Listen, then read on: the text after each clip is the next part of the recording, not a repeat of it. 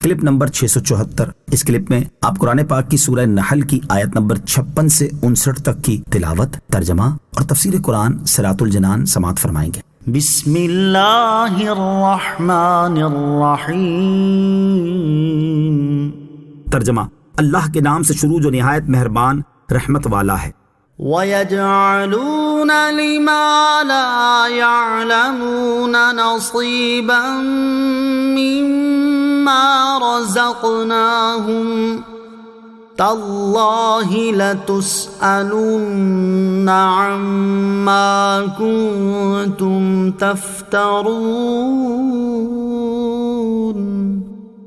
وَيَجْعَلُونَ لِلَّهِ الْبَنَاتِ سُبْحَانَهُ وَلَهُم مَّا يَشْتَهُونَ۔ ترجمہ: اور کافر ہماری دی ہوئی روزی میں سے انجانی چیزوں کے لیے حصہ مقرر کرتے ہیں۔ اللہ کی قسم، اے لوگو، تم سے اس کے بارے میں ضرور پوچھا جائے گا جو تم جھوٹ باندھتے تھے، اور وہ اللہ کے لیے بیٹیاں قرار دیتے ہیں، حالانکہ وہ پاک ہے، اور اپنے لیے وہ مانتے ہیں جو اپنا جی چاہتا ہے۔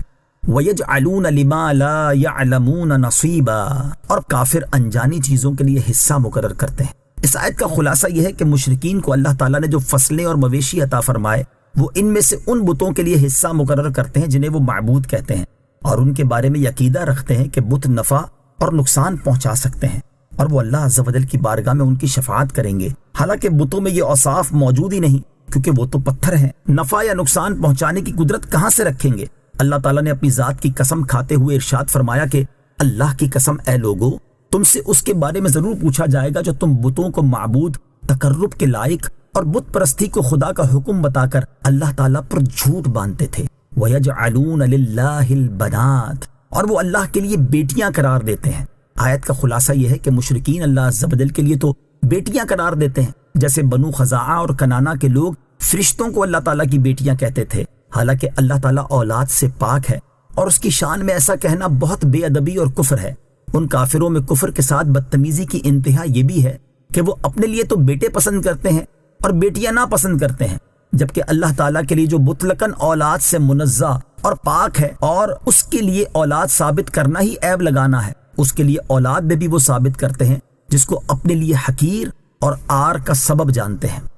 وَإِذَا بُشِّرَ أَحَدُهُم بِالْأُنثَىٰ ظَلَّ وَجْهُهُ مُسْوَدًّا وَهُوَ كَظِيمٌ يَتَوَارَىٰ مِنَ الْقَوْمِ مِن سُوءِ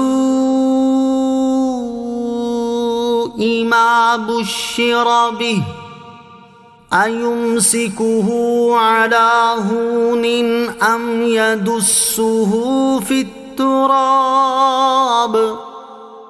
أَلَا سَاءَ مَا يَحْكُمُونَ۔ ترجمہ: اور جب ان میں کسی کو بیٹی ہونے کی خوشخبری دی جاتی ہے تو دن بھر اس کا منہ کالا رہتا ہے اور وہ غصے سے بھرا ہوتا ہے۔ اس بشارت کی برائی کے سبب لوگوں سے چھپتا پھرتا ہے۔ کیا اسے ذلت کے ساتھ رکھے گا یا اسے بٹی میں دبا دے گا؟ خبردار، یہ کتنا برا فیصلہ کر رہے ہیں۔ وَإِذَا بُشِّرَ أَحَدُهُم بِالْأُنثَىٰ، اور جب ان میں کسی کو بیٹی ہونے کی خوشخبری دی جاتی ہے۔ اس آیت اور اس کے بعد والی آیت کا خلاصہ یہ ہے کہ جو مشرکین اللہ تعالیٰ کے لیے بیٹیاں قرار دے رہے ہیں، جب ان میں کسی کو بیٹی ہونے کی خوشخبری دی جاتی ہے تو غم، پریشانی اور پسند نہ ہونے کی وجہ سے سارا دن اس کے چہرے کا رنگ بدلا ہوا رہتا ہے اور وہ غصے سے بھرا ہوتا ہے۔ مراد یہ کہ جب مشرکین اپنے لیے اس بات کو پسند نہیں کرتے کہ بیٹی ان کی طرف منسوب ہو، تو اللہ عز و جل کی طرف بیٹی کی نسبت کرنے کو انہوں نے کیسے پسند کر لیا؟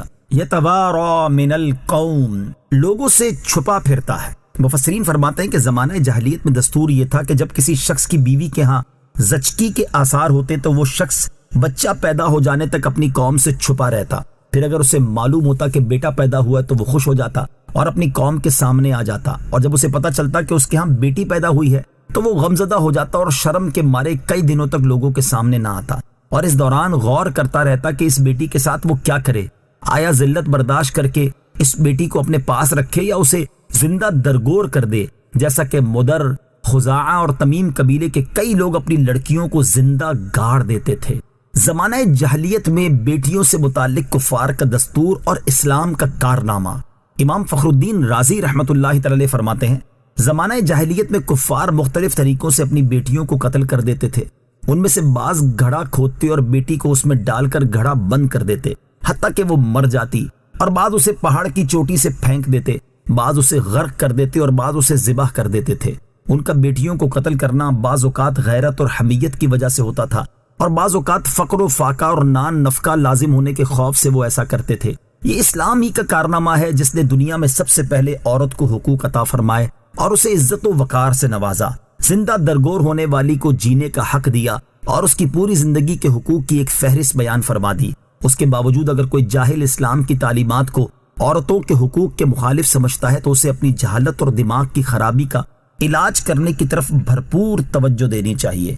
الا ساء ما یحکمون، خبردار یہ کتنا برا فیصلہ کر رہے ہیں، یعنی ان مشرکین نے جو فیصلہ کیا ہے وہ کتنا برا ہے کہ اللہ تعالیٰ کے لیے بیٹیاں ثابت کرتے ہیں جو اپنے لیے انہیں انتہائی ناگوار ہیں، اور یوں ہی یہ بات کتنی بری ہے کہ اللہ تعالیٰ نے انہیں جو رزق دیا ہے اس میں بتوں کو اللہ تعالیٰ کا شریک ٹھہراتے ہیں، حالانکہ وہ نفع یا نقصان پہنچانے کی قدرت ہی نہیں رکھتے، اور جس رب عز و جل نے انہیں پیدا کیا اور ان پر احسانات فرمائے ہیں اسے چھوڑ کر بتوں کی عبادت کرتے ہیں۔